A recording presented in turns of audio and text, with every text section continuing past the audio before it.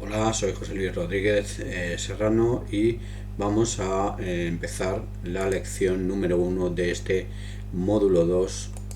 del curso System Thinking in Social. En esta primera lección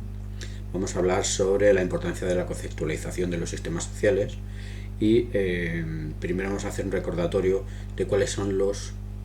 aquellos pasos de la construcción de modelos que habíamos visto en sesiones anteriores. Vimos que en el módulo 1 hemos trabajado cómo definir los propósitos, el tema y conectar con las partes interesadas sobre un determinado fenómeno, grupo o problema social, y posteriormente la siguiente fase sería conceptualizar el sistema, que es en lo que estamos ahora en este módulo, y para posteriormente poder trasladar el conocimiento que adquirimos mediante las disciplinas de System Thinking para conceptualizar los sistemas, volcarlos en modelos cuantitativos que nos permitan realizar modelos de simulación, simular la actividad de estos sistemas reales que modelamos y luego chequearlos, validar los modelos CAS, es decir, los modelos sobre sistemas complejos adaptativos, que, si recordáis, es como llamamos a los sistemas sociales.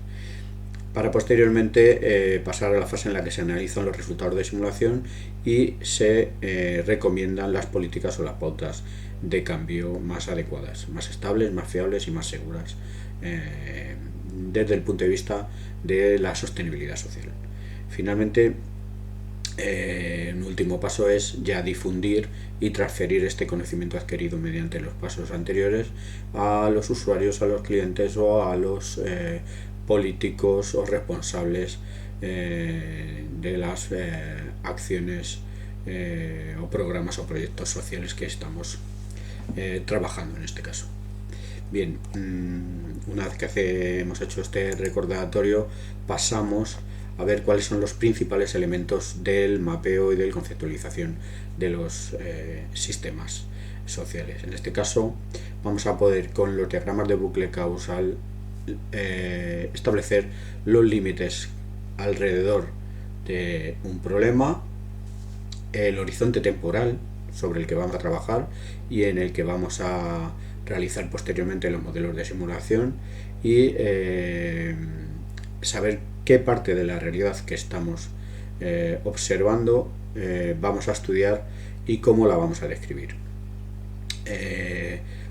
Esto vamos a decir que son los elementos importantes del mapeo, lo que vamos a conseguir, y luego hay otros propósitos en el proceso que son muy importantes, que son hacer explícitas las suposiciones que ya tenemos sobre lo que observamos en las familias, en los grupos sociales o en los conflictos que estamos queriendo tratar.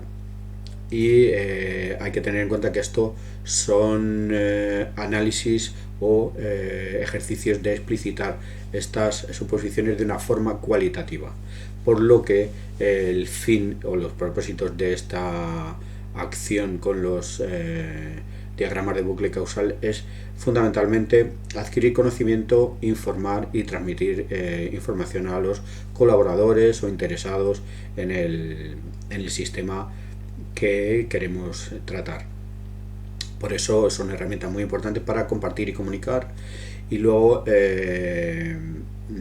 evidentemente reunir las diferentes perspectivas que van a existir sobre el problema a tratar. También son capaces de promover la creatividad y la lluvia de ideas sobre los fenómenos que tratamos y todas las aristas que vamos a encontrar que tienen cuando iniciamos un proceso de conceptualización de un sistema de este tipo. Y finalmente vamos a poder encontrar los elementos de utilidad práctica cuando incluimos los diagramas de bucle causal. Aquí tenemos uno en el que observamos los dos elementos más importantes, que son la retroalimentación positiva y la retroalimentación negativa. Son los dos tipos de bucle que vamos a encontrar en la dinámica de los sistemas sociales. Aquí tenemos una relación entre conocimiento operacional, el aprendizaje y la obsolescencia del conocimiento, de tal manera que podemos observar muy claramente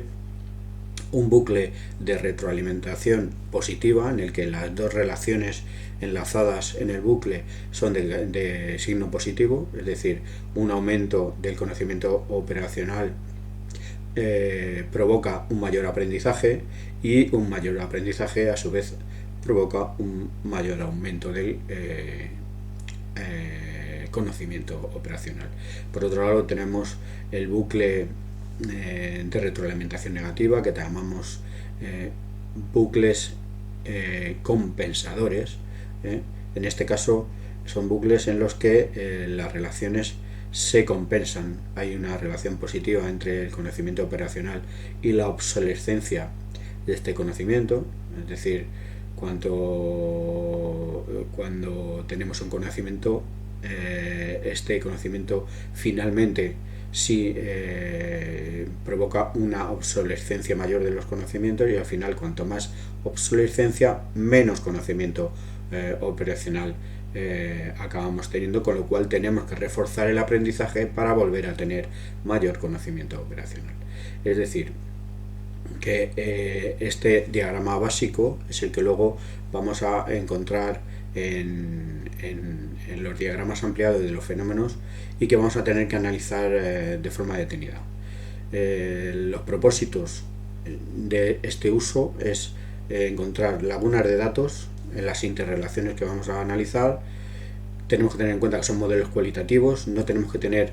una medida concreta o específica de la relación, en este caso entre el aprendizaje y el conocimiento operacional, o entre la obsolescencia. Eso es algo que vendrá en sesiones posteriores a la hora de producir el cambio entre modelos cualitativos a modelos cuantitativos, pero es algo que todavía no vamos a tratar. Y luego está la relevancia más importante, que es el proceso de desarrollo de estos diagramas, porque incorporan un compromiso entre todos los agentes que es crucial luego para gestionar el cambio. En las situaciones o los procesos de investigación sobre sistemas sociales vamos a encontrar, aquí tenemos un ejemplo que este es el fruto de una sesión de modelaje o de modelado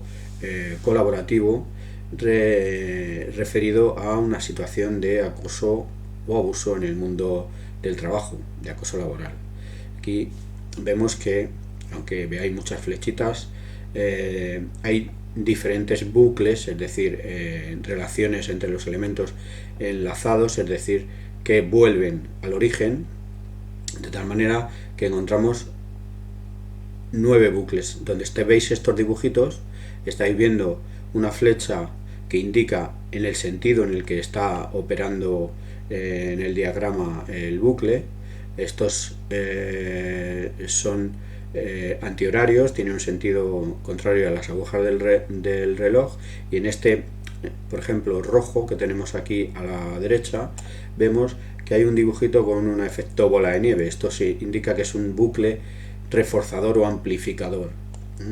Es decir, la relación entre los elementos que forman parte de este bucle lo que hacen es favorecer el acoso o el abuso entre estos dos agentes, en este caso un abusador y una víctima. Tenemos relacionados el poder subjetivo que tiene en este caso el abusador, por tener probablemente una jerarquía superior a la víctima dentro de la organización, la agresión, el miedo que produce, el arrepentimiento, la dependencia que aumenta con estas acciones generadas, y finalmente este es un bucle que vamos a decir que se realimenta a sí mismo continuamente y produce este efecto bola de nieve. Lo que hace es escalar las fases favorecer la escalada en las fases de acoso y de abuso. Otros elementos que favorecen esta escalada están dentro de este diagrama, también simbolizados con la bolita de nieve, ¿vale? Y encontramos 1, 2, 3 y 4 bucles, es decir, 4 elementos que se interrelacionan de forma circular de forma amplificadora. Estos son, vamos a decir, los elementos que están produciendo esta dinámica envolvente y agresiva de forma creciente en un fenómeno como el abuso o el acoso. Luego encontramos aquí abajo con color morado un bucle compensador, lo veis con el balancín que tenéis aquí abajo, de tal manera que vemos que es compensador porque incluye un signo negativo, es decir, una relación negativa entre la posibilidad de comunicar con la coacción subsiguiente. Es decir, cuando hay un acontecimiento detonante, si se comunica sobre este acontecimiento, probablemente no se produzca la coacción, o esta comunicación reduce la gravedad o el nivel de la coacción. ¿De acuerdo? Este es un bucle compensador, que es importante tener en cuenta la naturaleza de estos bucles. Y luego hay otros 4 bucles que están generados por el control externo del fenómeno que está ocurriendo entre víctima y abusado. Cuando hay elementos de control externo, estos elementos pueden actuar de forma compensadora sobre, en este caso, elementos como son la opacidad, es decir, la falta de transparencia o de visibilidad de las situaciones de acoso, la rigidez del mental del abusador, las pocas alternativas, en este caso, que tiene la víctima, y la necesidad y dependencia que tiene del abusador, en este caso la víctima. Entonces, aquí hay otros 4 que están todos en color azul, que son bucles compensadores. Como vemos en este diagrama, habría 5 bucles compensadores y 4 bucles amplificadores, que son los que tenemos que tratar de limitar, y estos bucles compensadores los que vamos a tener que tratar de reforzar para actuar sobre un fenómeno como este. Bien, una vez que hemos visto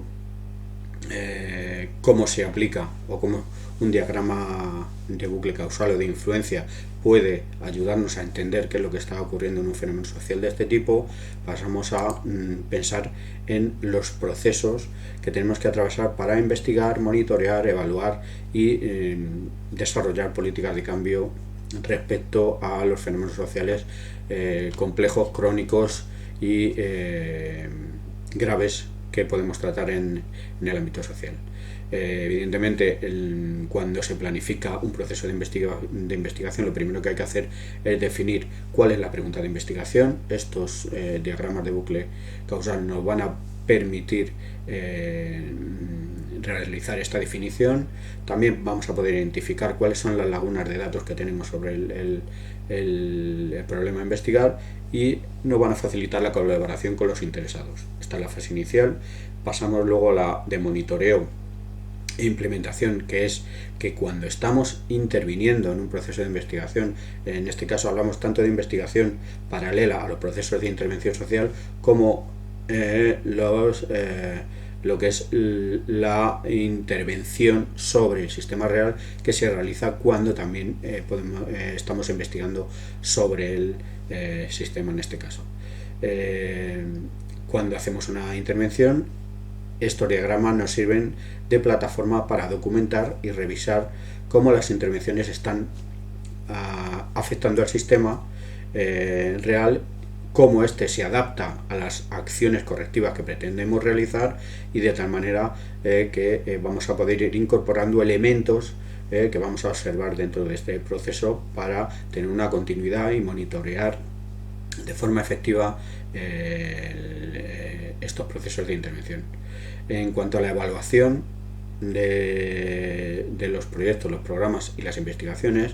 estos diagramas nos van a ayudar a interpretar los resultados y a consolidar la colaboración de los agentes interesados dentro de los procesos que tratamos. Finalmente, vamos a poder realizar un análisis de las políticas de cambio generadas en estos procesos de investigación, y para eso, cuando realizamos análisis de políticas públicas con este diagrama, podemos luego comunicarlas de forma efectiva y clara a los responsables de proyecto, a los responsables políticos o incluso a los propios usuarios. Y finalmente nos van a permitir desarrollar un modelo dinámico de carácter cuantitativo que van a servir de base para realizar luego los simuladores sociales, que son, vamos a decir, el corazón de los proyectos sociales que en este curso vais a poder aprender a implementar. Bueno, esto es un poco básicamente todo el contenido de la lección 1 y os espero en la lección 2 para tratar sobre los elementos básicos y fundamentales del diagrama causal para empezar a trabajar con ellos. Muchas gracias.